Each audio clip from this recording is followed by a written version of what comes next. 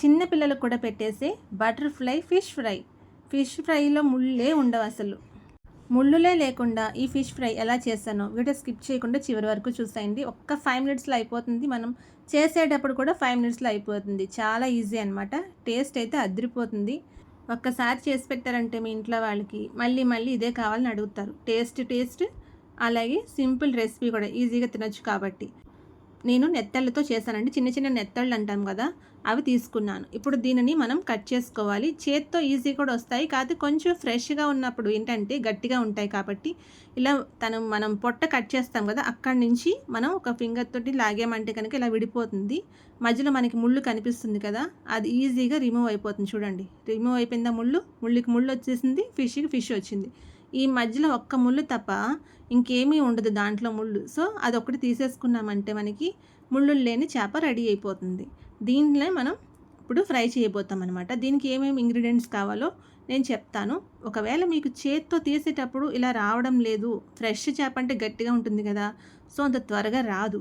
కొంచెం light warm water వేసుకోండి, ఈజీగా వస్తుంది. లేదంటే కనుక సిజర్తో కూడా కట్ చేసుకోవచ్చు. మనం అలా సిజర్తో విడదీసి తర్వాత లోపల ఉన్న ముళ్ళుని మనం ఈజీగా రిమూవ్ చేసేసుకోవచ్చు. చాలామంది వీడియో చూస్తున్నారు కానీ సబ్స్క్రైబ్ చేయకుండా చూస్తున్నారు. అబ్బా ప్లీజ్ కొంచెం సబ్స్క్రైబ్ చేసి సపోర్ట్ చేయండి.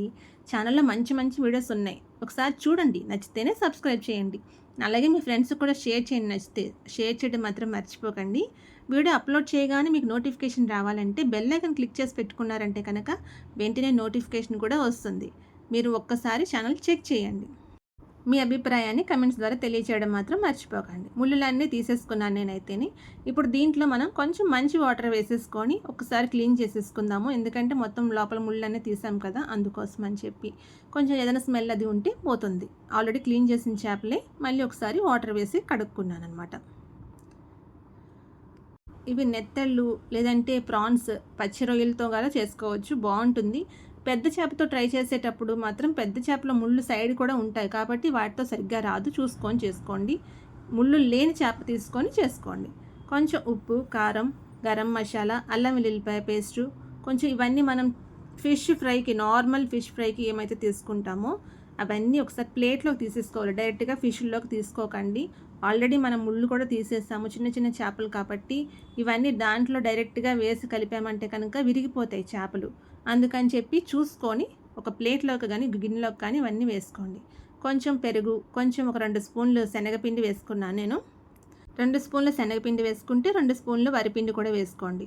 దీంతో కొంచెం ఒక హాఫ్ లెమన్ వేసుకున్నామంటే మనకి ఆ ఉప్పులు, కారాలు, పిండిలు అన్నీ కూడా సమానంగా బ్యాలెన్స్ అవుతాయి. దానికోసం అనేది లెమన్ వేసుకుంటాము. ఇవన్నీ చక్కగా మిక్స్ చేసేసుకొని ఒక పేస్ట్ లాగా ఇప్పుడు మనం చేపలు దీనికి మొత్తం పట్టించుకోవాలి. డైరెక్ట్గా చేపల్లో వేసేసుకోకండి, పొడుం అయిపోతాయి చేపలు, చాలా సాఫ్ట్గా ఉంటాయి కాబట్టి. దీంతో పాటు కొంచెం కరివేపాకు ఇలా కట్ చేసి వేసుకున్నా పర్వాలేదు, డైరెక్ట్గా వేసేసుకున్నా పర్వాలేదు, మంచి ఫ్లేవర్ కూడా వస్తుంది దీనికి, అందుకోసం అని చెప్పి మొత్తం కరివేపాకు ఎన్ని వేసుకొని మిక్స్ చేసుకున్న తర్వాత ఒక 10 to 15 మినిట్స్ మీరు టైం ఇవ్వండి, రెస్ట్ ఇవ్వండి దానికి. ఈలోగా మనం చిన్న కడాయి పెట్టుకొని ఆయిల్ హీట్ చేసుకుందాం.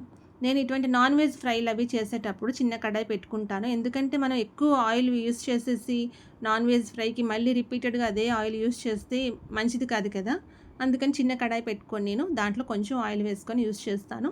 మీకు ఓకే నా వల్ల అవుతుంది అనుకుంటే చేసుకోండి, లేదంటే నాకు భయం కొంచెం అనుకుంటే పెద్ద కడాయి పెట్టుకొని చేసుకోండి. మనం మిక్స్ చేసి పెట్టుకున్నాం కదా ఫిష్, అవి చక్కగా కడాయిలో మొత్తం ఓవర్గా వేసేయకుండా కొంచెం కొంచెంగా వేసుకోండి. ఒక 4-5 వేసుకొని ఫ్రై చేసుకొని తీసుకుంటే చేపల పకోడీ చాలా బాగుంటుంది. చేపలు చూసారా బటర్ఫ్లైలా కనిపిస్తుందా, బటర్ఫ్లై పకోడీ రెడీ అయిపోతుంది అనమాట. ఎలా ఉంది రెసిపీ, నచ్చిందా? టేస్ట్ అయితే అదిరిపోతుంది. ఒకసారి ట్రై చేయండి. ట్రై చేసి మీ అభిప్రాయాన్ని కమెంట్స్ ద్వారా తెలియచేయడం మర్చిపోకండి.